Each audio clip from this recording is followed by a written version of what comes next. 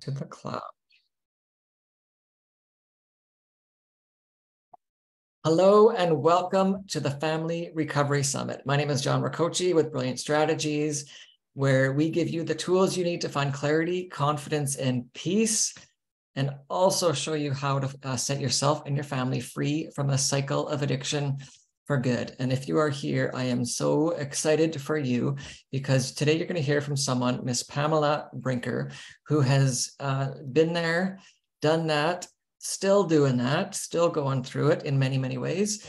And she understands deeply how addiction impacts a family. And I'm so excited and honored that she has agreed to be here today. And I know that you're going to learn so much from her. And what you're going to learn is exactly what does it take to unhook from the cycle of addiction. And I know whenever I talk like that, someone might say, well, settle down. I don't know it all. I haven't figured it all out, but I'll share exactly what I know thus far. And that's exactly what that's all we would ask for somebody on this series. So without taking any more time, I want to welcome and introduce Pamela Brinker. Pamela, thank you so much for being here. It's my pleasure and honor. Thank you. You are so welcome. I want to tell everyone a little bit more about you. So Pamela Brinker is a best-selling author of Conscious Bravery, Caring for Someone with Addiction, and she's also a workshop leader. She's created 20 tools and practices for skills in conscious bravery. We're going to learn more about what that is as we dive deeper with Pamela. She's a licensed psychotherapist for over 30 years. Her compassionate and practical approach gives people tools to move through fear and overwhelm as they cultivate bravery. If you walk alongside someone who struggles with addiction and or mental health, or simply want greater bravery for yourself, Pamela's book and online classes will help you develop techniques for courage at the ready. She is a lifelong competitive athlete. She adores yoga and meditation, traveling, mountain biking, hiking, and skiing, and playing the ukulele. Are you Hawaiian? No, but I just like the uke. Love it. She is married and has 2 sons and a stepson. So once again, thank you so much, Pamela. It's a joy. Thanks, John. So the first question where I'd like to start is, I'd like you to let us all know what has brought you to this point of writing a book about conscious bravery, specifically for people navigating addiction in their family. What brought you to this point? I have 2 sons who are now in their 20s, who have been in and out of recovery for 10 years since they were teenagers. Really because of, the curious question of what makes any of us become addicted to a substance. But about 11 years ago, their stepfather, my beloved husband, died of a grade 4 glioblastoma brain cancer. And it launched them, unbeknownst to me, into not just grieving beyond my knowledge, but into turning to each other and using drugs and alcohol together as an answer to their pain. And that's really what I had never understood as clearly before, even though I'd walked alongside families and parents of those who have struggled with addiction and substance use and mental health challenges for years and years as a therapist. I never knew firsthand the devastation that can hit someone that makes them believe that they don't have the capacity to handle the discomfort and pain themselves, and they need a substance to rely upon that. And so there wasn't a book available at the time on bravery and grief, and how to be a parent, a single parent of teenage sons who are struggling with addiction. And so I started pooling all my resources, getting different types of therapy. Our family got therapy and so forth. But I really wanted one resource, I wanted one resource to turn to myself that I could rely upon to know, how do I do this? How do I not over-focus on my sons? How do I grieve with them and be compassionate, but not overmanage, over-caretake, not enable, and do it with compassion and kindness instead of with this assertive drive that I had innately inside of me because I have been a competitive athlete my whole life. I'm somebody that tends to work harder rather than ease up. So I had to learn how to apply all the tools and practices I've taught my clients and modify them for myself. So I rewrote them, came up with different techniques as well. And now those are what I teach, and they're what I practice and what my sons and I talk about. And those are in the book, Conscious Bravery. And they're also in my workshops. So I had to learn the hard way. And I'm still in the trenches now, truly, because my sons continue to have bumps. And, thank God they're clean today and sober today. And so we celebrate. But I celebrate moments. What's the next right moment for me? What's the next rightest thing to do? Because I can't even live one day at a time. Some days I just need to get through moments with presence and conscious bravery. So can we go back to when you first discovered my sons are using drugs? I'm sure there was a moment where, are they addicted? Are they just using? Are they abusing? I don't really know what's going on. What was that like for you as someone who is working in this industry? What went on for you in that moment, thinking, my kids, my sons? What was that like as a mom, coming to terms with my sons are addicted? Can you talk to us about that moment, that phase of life? Sure. And I hope this is helpful to our listeners. My husband had died in late October, and I had flown out in April to see my best friend for the first time in a couple of years, because when someone you love is slowly declining and passing, it's not the time to go visit people. But anyway, so I had been looking forward to going to see her. So while I was away visiting my best friend, Carrie, I got this call from my sons that they had been pulled over by an officer. Long story short, I came home and they said, my oldest said I was ticketed for possession of weed, and there was weed in the car. And so we had a talk. We're an open family, and I was approachable, and we really had a loving, communicative relationship. And I said, "What's going on with you guys?" And they said, "Well, we both just feel that we have always had ADD." And I knew that one of them has ADHD. And they said, "We really feel like what we need is medication instead of," because our inclination was to turn to weed and to alcohol. And they said, "We really want medication." So they went to their family pediatrician, who gave them a prescription for 40 milligrams each of Vyvanse, completed a form about ADHD. But within a week and a half, when we went back to the doctor, he said, "Hey, how's it going?" And they go, "Well, we both doubled our doses of Vyvanse." It's like Adderall for those who are listening. It's a stimulant, and it's not like Strattera. It's not, it's a class 1. Wow. Anyway, so he said, "Wow, you guys are really pioneers." He was trying to look on the bright side. I wish I had known what I know now, and they had gone to a psychiatrist who specialized in addiction and ADHD. And there are people like that out there. Because then we left, and I said, "Oh my gosh," and I talked with a couple of dear friends who were clinicians, and I said, "Do they need treatment, or do they need to stay on this medication?" And they said, "Well, maybe they just stay on the medication." So that's what happened. But again, within a few years, what really occurred is they became addicted to not just stimulants, but methamphetamines. Now, not everyone who takes a prescribed stimulant is going to become addicted to methamphetamines. There were a lot of things that happened in the interim, and a lot of things that set that up for them. I really believe it's a brain disease, it's a brain disorder, and who knows why certain people become addicted to substances. I'd done everything I could as a parent to be open about the danger of substances and substance use, and even beginning. But at any rate, that's what happened. And so I would caution parents, keep a really open relationship. And anyone who loves anyone who has an inclination toward what looks like mental health challenges, or an inclination toward just substance use, because it's such a slippery slope, and anything we do can make an impact. And so another thing they did that isn't available for everyone, but was available for us because we got a discount, is they both went to different wilderness therapies. Okay.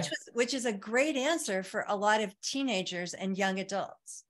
There are some great wilderness therapies in our country. The two they went to, one is in the state of Colorado called Open Sky, Wilderness Therapy. Love, love, love it. And all their people, they learned meditation, they learned yoga. My son and the other people there, they learned how to be alone without screens for 3 months. Wow. No phones, no computer. We wrote letters. We all did family therapy. We all participated. So it's not just like we sent someone away. We sent our entire family to something that was supportive and integral in change, because our family was missing some things, missing some pieces. And that's what I think I would answer your question with too, that being conscious means we're aware, and being brave means we go outside our comfort zone to do something that kind of makes sense. It's different from what feels comfortable and easy for us. It was hard. It was hard to be away from both of them at those times, but it was the beginning of their lives. Love that. Yeah. Love that. And I love how you mentioned this program involved the family. So it wasn't just sending your boys away. It was, you get to go and be away. There's something really helpful and healing about just being away from my environment. But to just go alone and then come back to the family system where nobody else has done any work, we know it's just really dangerous and just isn't going to work. So I love that there was an aspect of the program where you got to go and do some work too. Yes, a lot was required of us. Yes, pardon me. No, say more. What was required of you? I love any program where families are required to do work because it is a systemic issue. Alcoholism, I don't even love to call it alcoholism, alcohol use disorder and substance use disorder and substance use dependency, and all of those involve everyone in the system. And we have got to change ourselves so that when they're off doing their work, we are altering our patterns as well. And so now one of my sons is involved with the Foundry in Steamboat Springs. Absolutely fantastic program, really integrated, holistic program. And I have a lot of homework every week. That's great. It's pretty intense. So let's go deeper into that. So if addiction is a family systems issue or concern, if that's true, then, because I know what a lot of parents deal with, what they wrestle is this my fault? Did I make my kid an addict? Where did I go wrong? Can you talk to us about that? How did you reconcile that? Or was that a wrestle for you? Absolutely. Oh, I think everyone wrestles with it because as parents, we innately wonder, is A going to B to C to D? Did I do A and then now B has occurred and now I need to do C? And certainly we have a role and a part in that. But I was just talking with Kevin McCauley 2 weeks ago, who created the amazing DVD Pleasure Unwoven that I would recommend to everyone on this seminar, this summit. Kevin McCauley, check that out. Brilliant. And he's kind. He was a pilot who was an alcoholic himself and ended up being put in prison for a bit, but now he runs all the programs at a major center. He's the didactic teacher for about 11 programs, and I won't mention which one, but anyway, just check out Kevin McCauley. But he and I were talking, and we were talking about how there's really not one thing we can put our finger on that causes addiction or substance use disorder. It just starts to snowball. And so we all have to make changes and hope that we can become more conscious and put into practice. I really want to say that. Put into action things that will change us. So, who knows which comes first, the chicken or the egg? We can work on changing our behaviors. We can work on handling our emotions differently, looking at our thoughts. We can work on our energy. We can take a look at, what does my soul or my essence believe about this? And then we can come into a more authentic relationship with our loved ones and with others who can help us and get answers there. But it's not just any one thing that causes it. And it's not any one size fits all solution that is a fix. Everybody's got to decide what's happening with me, what's happening with my family, and get some good advice and some good counsel, get more information, and then make our best decision, our best decisions. So what worked for you in supporting your sons in getting into recovery? What worked and even what didn't work? What did you learn along the way? Because I'm sure a part of you wanted to just, what I hear from a lot of parents is, I just want to kind of do it for them. Yes. And they're not doing it as fast as I want or when I want. And so what worked for you in encouraging your sons to choose sobriety? Thank you so much for saying that, John, because that absolutely did not work for me. But I have talked to hundreds of therapists, if not 1,000, who have tried that. And of course it doesn't work, not only because of the reasons that you mentioned. We can't do something for someone else. We want them to have the agency to decide for themselves. But secondly, when I tried to say, hey, have you followed up with your community service? Or, hey, when's your meeting with your therapist next? They felt pressure. And pressure is a demotivator. It's a disincentive. So if they felt like mom wanted them to do it, then it made them almost want to say, well, doesn't she believe in me? Doesn't she believe I can do it myself? So what worked for me is conveying to them confidence and belief in them. Like, you'll figure this out. Yeah. Okay, good for you. You need a ride there? Okay, sure. I'll make that happen. Or yeah, you can take a lift, or you can take the bus there. I can't take you that day, but you'll get there. Glad you're on that. You know, things like that. And also pillars that I wrote about in my book, learning to befriend our own feelings and doing our own work, which means all of our feelings. Some feelings are so uncomfortable, like shame. I had shame and I had guilt that I didn't notice certain things sooner. How did they keep this a secret from me? When my husband was dying, they had already begun drinking tequila and using weed and so forth, and becoming dependent upon them. And how come I didn't notice? Well, I was running around like a crazy person, literally running through my house, my adrenals firing, trying to help my husband, who was declining, have everything he needed, you know, and get places he needed to be. And that was a lot. So I don't give myself a pass, but I'd say I did the best I could. It really was the best I could. So at any rate, I teach the pillars of conscious bravery, and one of them is befriending all of our feelings. And then some others are in the book too, and I can share them here with you if you like. Yes, that's a perfect segue. Talk to us about your pillars. Sure. Well, to me, to become consciously brave, we have got to become more aware. That's what I had to do. That's what I've seen my clients have to do, my family. And we have to develop the awareness to be able to see whatever is needed in any given moment, see the array of options, and then follow through on taking action to do that thing.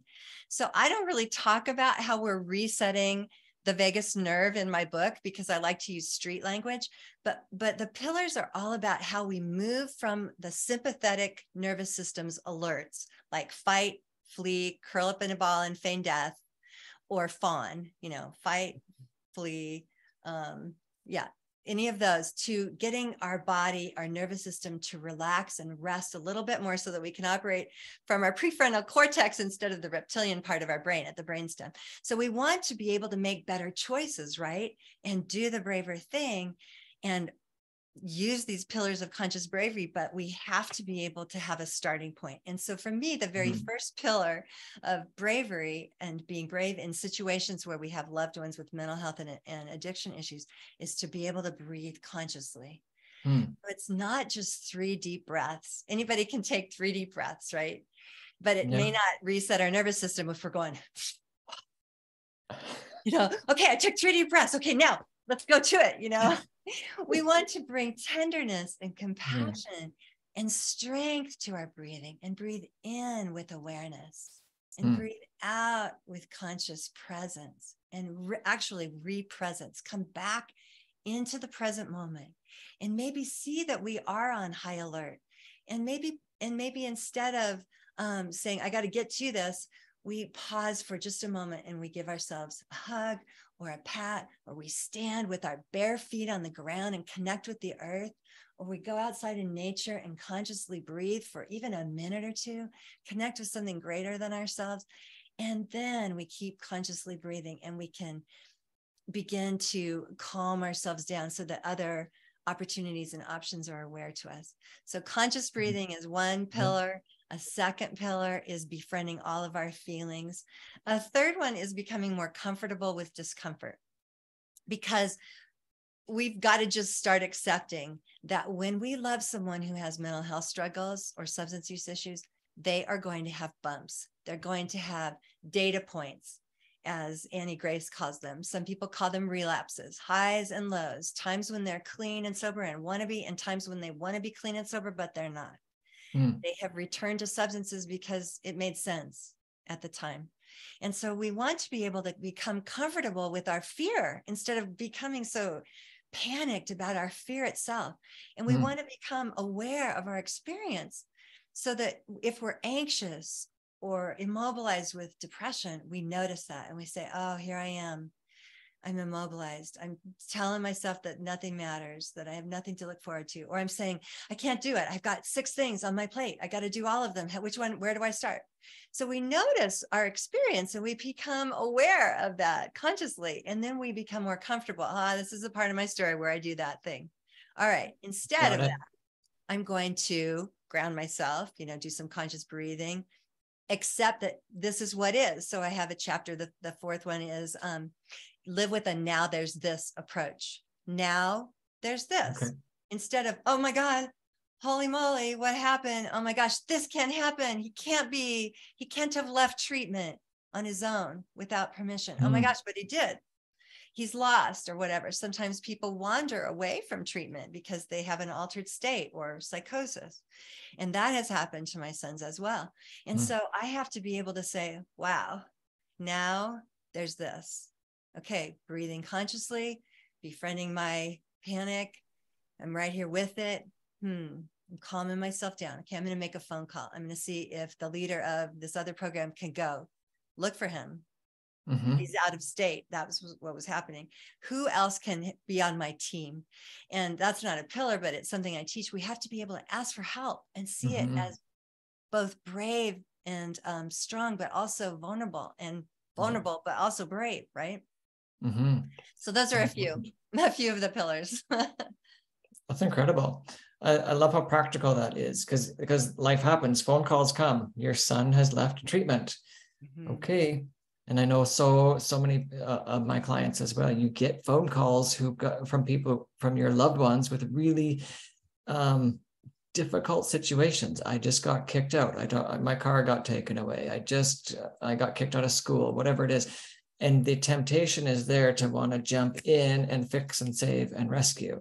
And I love how you said earlier how that actually kind of demeans them and it kind of takes away some of their autonomy. We want to give them the opportunity to know and believe that you can stand on your own 2 feet. You are more than capable of this. You've got this.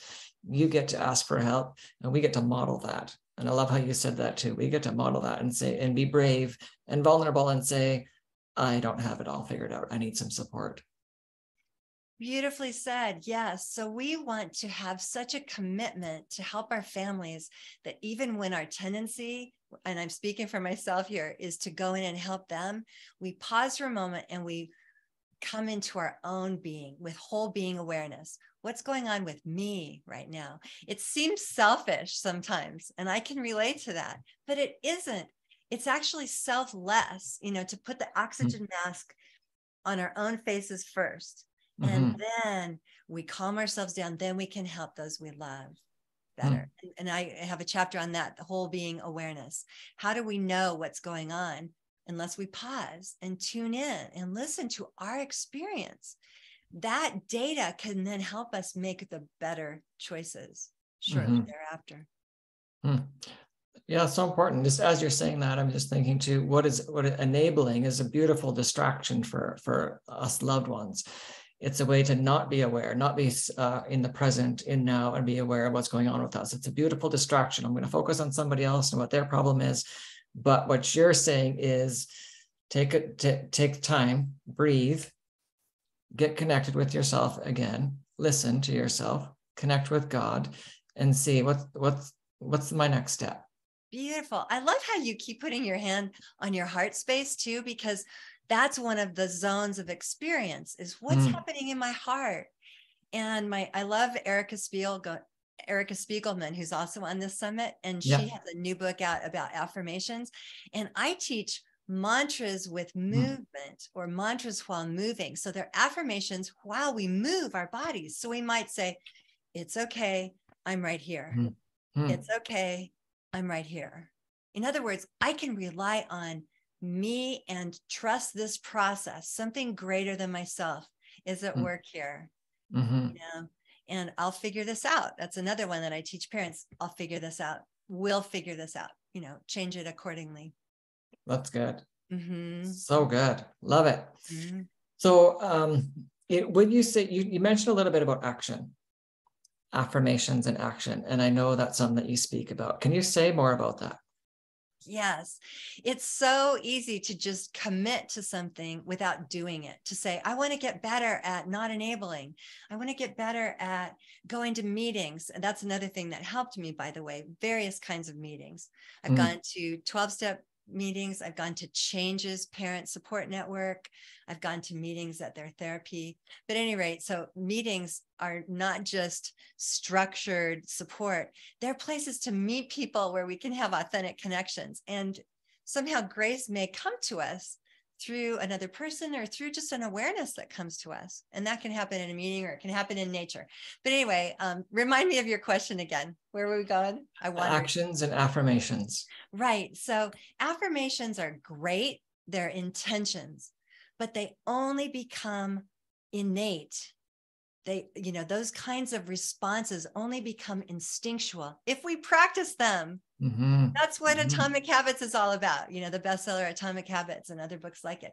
So if we really want to build new habits, I love all of our listeners for wanting things and committing to them. Hats off to you for doing that.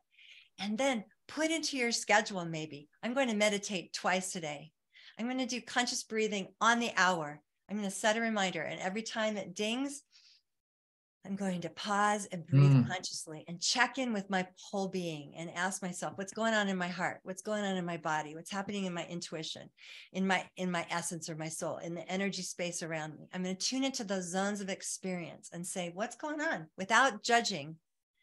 And so I practice non-judgment so constantly that I'm a lot better than I used to be. And judgment is just lethal to us parents and caregivers, even those of us who are clinicians. If we're judging our clients or their situations, we're not really helping. So asking questions with curiosity is really much more helpful. And that's a practice we put into action. We have to practice it all the time, though, I've found. We can't just intend to become more non-judgmental. We practice it with our banker. We practice it with our spouse or our partner. All of the time we can practice. Love that. Not engaging and being less judgmental. Yeah, because a lot of us know a lot. We're really smart people. We're in this age of technology and computers and phones. We listen to a lot of stuff. We take in and consume a lot. Do we necessarily put it into action? And I love that that's what you're talking about, the importance of taking the knowledge and putting it into experience. That's when change happens. That's when new habits get formed. And it's not just your addicted loved one that gets to create new habits. It's you as well. You mom, you dad, you spouse of someone who's addicted or got substance use dependence. You also get to create new habits. So love it. This is for all of us. So will you tell us two things as we wrap up our time together? Where can we get your book? And what's the free gift you got for everyone who's a part of this summit? Anyone can get my book on Amazon. It's been greatly reduced. I guess, thank the universe that it was an Amazon bestseller at the beginning. I think they overstocked it. So now it's like $3 as a paperback and about that as a Kindle. And I narrated it myself on Audible. So you can listen to it if you like, and you can get access to that on Amazon, or you can go to my website, which is PamelaBrinker.com. And you can get the book there. You can also find a link you can also go to my YouTube channel, which is at Pamela Brinker. And there are extra fun things that are free there, just little 2-minute shorts on my YouTube channel and some other interviews and things. And then my free gift for everyone, I would love all of you to come to a workshop I'm doing for an hour and a half on January 7th. It's from 10:30 to 12 Mountain Time on a Saturday morning. And I'm going to discount it for all of you to $15. So it's Amazing. the equivalent of like whatever, you know, most workshops are charged, maybe 150 or whatever. But I'd love everyone here to come to it and know I'm going to teach 3 simple practices that will help you. And I won't say what they are, so it'll be a surprise, but they're really actionable and you'll find them easy to learn and easy to practice. Each of them take a minute or less. So that's January 7th, and there will be a link that John will put up so that you can access that, and we'll have some fun together, and we'll be lighthearted, but we're going to take on this serious material of how to really change ourselves when we love someone who struggles with addiction. Incredible. Thank you so much, Pamela. And don't worry if you are watching this and you're wondering, when's the date? What's the time? How do I register? We're going to make sure that you get all the details. So don't worry. We're going to make sure that you get hooked up, because $15 for all of that is incredible. So please make sure that you order her book, that you sign up for that course, take advantage of all of the free gifts that are a part of this event. And thank you for adding such an incredible one more to this list, Pamela. Pamela, I really want to thank you for being here, and for when I was reading about you and your story online, I just thought, like, you've been through a lot, like a lot of our parents and a lot of people that we work with. And I love that you've taken that and you've turned it into something beautiful, and you're sharing it. You turned it into a book, and you're sharing this book with so many people. It takes a lot of courage and bravery, just like you talk about, to be vulnerable and open. And so I just want to thank you for the gift that you're giving to, not just to us, but to everyone that you work with and to the world with the work of your book and the work you do with people. So thank you for being here. Oh, you're so welcome, and you're very gracious, and it really is an honor for me. The cover is because we feel sometimes like we're alone in the wilderness of addiction, but we're not. We have each other, and so please know you are not alone. And John and I and others on this summit are partnering with you. That's beautiful. And that's exactly how I wanted to close today, was to let everyone know you are not alone. If you've been walking this road alone, you do not have to continue to walk this road alone any longer. Addiction thrives in when we do it alone. Addiction thrives in secrecy. It thrives in the darkness. Recovery and new life and growth thrives when you are vulnerable, when you are brave and take a risk and say, I don't have it all figured out. There's addiction in my family. I need some help. So I invite you to reach out for support today.